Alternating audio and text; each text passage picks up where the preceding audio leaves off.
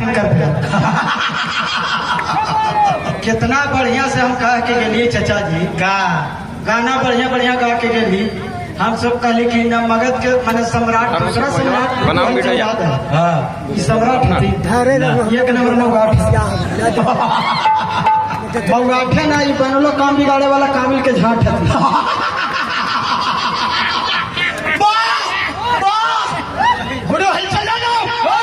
अरे रखो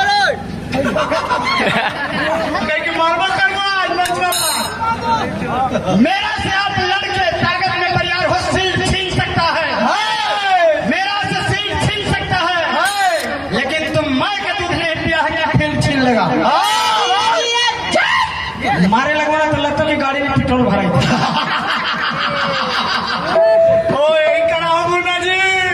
अब जाते आप खर्च किया ना तब मारेंगे तो हो गाड़ी वाला पेट्रोल के टंकी फट जाएगा कि ऐसे गिर जाएगा। कर पी जाएगा नहीं करेगा ले जाएगा। देखिए अरे वाह पूर्वी गले वाली ना पूर्वी ना मियो प्योर चौकट चपाटी भैया भैया बोलो तो यार ये पूर्वी गावे वाला चीज नहीं आई ना। हमारे देश के जवान शहीद हुए हैं।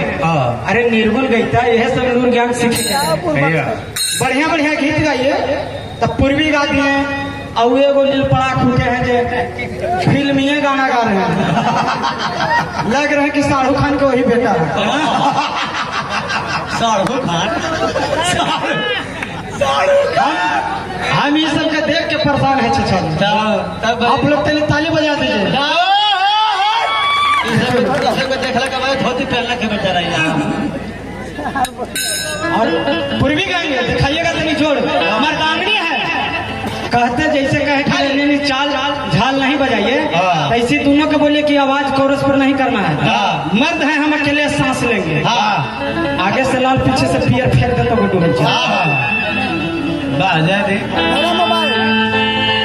अभी देखिए बड़ भाई बानी है हम जाना था। और बड़ भाई के मतलब ये हो ना कि भावियों पर मजा मार रहे। बड़ भाई के मतलब बाली ना। देखिए अभी पूर्वी गा के गले बड़े एगो हम निर्गुण गावत थे ओकर बाद हम अही रेजिमेंट के गाना गाए। हमार लय चेंज है। हम ऐसा कलकार है कि अलग से रास्ता बनाई और तू ऐसा कलकार हुआ कि बना के पर चलेला। ठीक है ना कहत रहे कि सबके मलकीनी चाबी हो गए। चाबी हो गए चपाट कहाँ के मालिक हम हो भाई हम चाहू जखनी ढकेल दो सिरिंजवा खींच के निकाल अपना बच्चू जब मन करेगा तो धर के ढकेल दे। मालिक हम नहीं चाबी के मालिक मोना जाओ जी लाठी लेके तैयार रहिएगा। मास्टर दिखावत नहीं हो दिखावा चढ़ावा चढ़ावा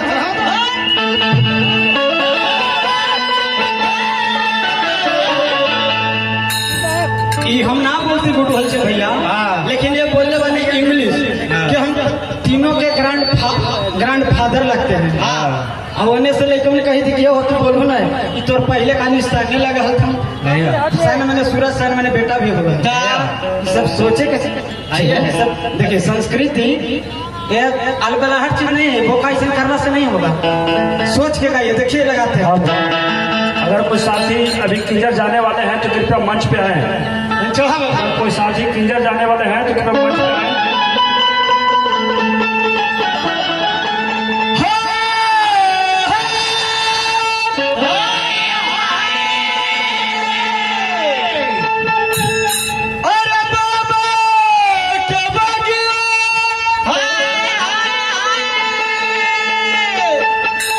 कैसे चढ़ाते हैं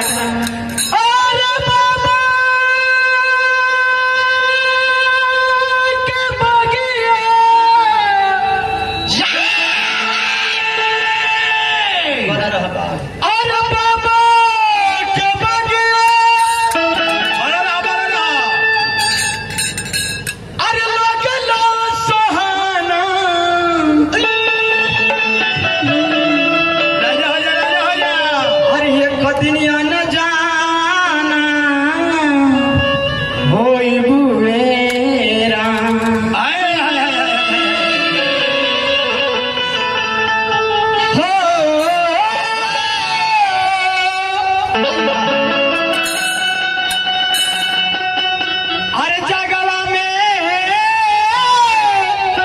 इन्हें सुना अरे चली ना बहाना जय हो एक दिलिया न जाना होई हुए राम हाय हाय हाय जगवा में एकरा में हम दिखाई रमेश भैया दिखावे के बानी देखिए तोहरो बात की बना ना देखिए कैसे बजे हनु चाचा जी हम गा के बैठलियो ई खारी होलसुन त हम समाज गेलियो हाँ समाज गेलियो कि ऐसने एगो लड़का अच्छा एगो लड़की के छेड़ देलकी है अच्छा और वो लड़किया कही है हाँ देखी थे ना देखिए तो छपवा देखी ना चप्पल हवा हाँ। ऐसे चप्पल मारू ना कि एके बात एकदम औरंगाबाद भी गए हाँ तो कही थी कि तनी हल्के मारना विकास लहर के गाँव पर दारू पियला है दारू का प्रचार करा गया दारू पी के जाता है गाड़ी में दारू का प्रचार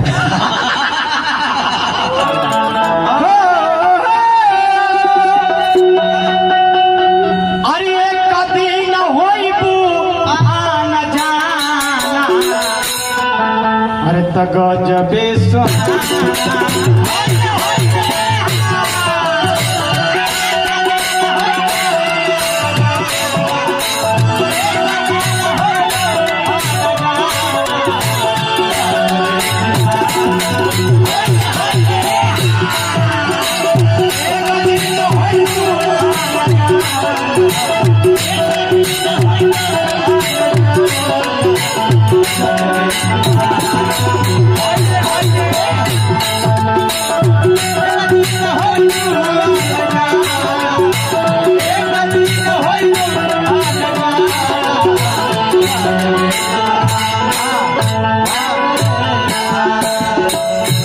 और बाबा के बगिया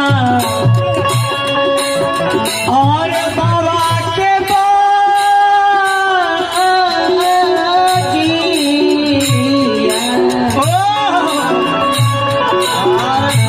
भैया जी की तरफ से बहुत बहुत भैया वीर हो जो ऐसे जय हो कि जो शहीद फौजियों की तरह अपने को पसीना खून एक कर दिया और जान को मतलब नहीं रखा। यही रेजिमेंट के लिए अपने गांव में गांव चल रहा है भाई।